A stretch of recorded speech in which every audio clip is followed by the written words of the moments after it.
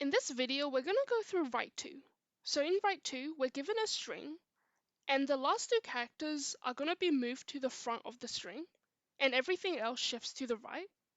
So we're going to start off by finding the length of the string.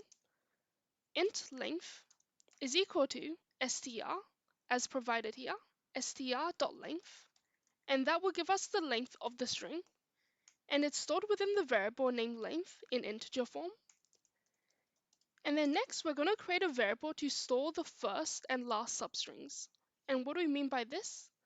So we've got string first is equal to str.substring.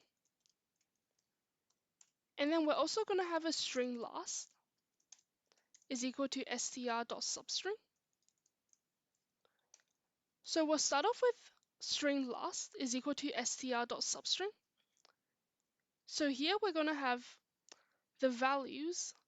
So the last two values, it's going to be, so the second value here is going to be str.length.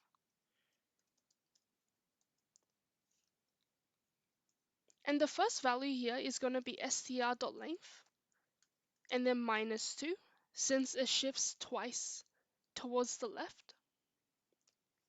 And then here, so the first few characters, it's going to start from 0 until str.length and then -2. So what we actually want it to return, so this is the code, and what we actually wanted to return is last and then first.